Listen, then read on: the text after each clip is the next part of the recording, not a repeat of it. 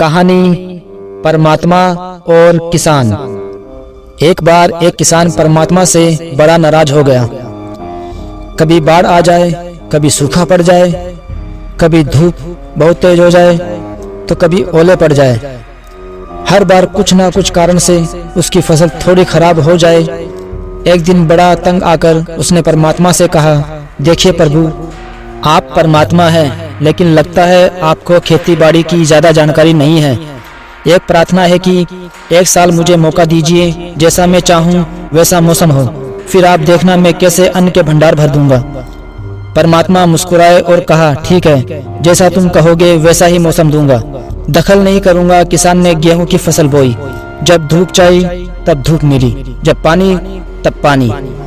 तेज धूप, ओले, बाढ़, आंधी तो उसने आने ही नहीं दी। समय के साथ फसल बढ़ी और किसान की खुशी भी, क्योंकि ऐसी फसल तो आज तक नहीं हुई थी। किसान ने मन ही मन सोचा, अब पता चलेगा परमात्मा को कि फसल कैसे करते हैं। बेकार ही इतने बरस हम किसानों को परेशान करते रहे। फसल काटने का समय भी आया। किसान बड़े गर्व से फसल काटने गया, लेकिन जैसे ही फसल काटने लगा एकदम से छाती पर हाथ रखकर बैठ गया। गेहूं की एक भी बाली के अंदर गेहूं नहीं था, सारी बालियां अंदर से खाली थी। बड़ा दुखी होकर उसने परमात्मा से कहा, प्रभु ये क्या हुआ? तब परमात्मा बोले, यह तो होना ही था। तुमने पौधों को संघर्ष करने का जरा सा भी मौका नहीं दिया, ना तेज धूप में उनको तपने दिया, ना आंधी ओले से जूझने दिए। उनको किसी प्रकार की चुनौती का एहसास जरा भी नहीं होने दिया। इसलिए सब पौधे खोखले रह गए। जब आंधी आती है, तेज बारिश होती है, ओले गिरते हैं, तब पौधा अपने बल से ही खड़ा रहता है।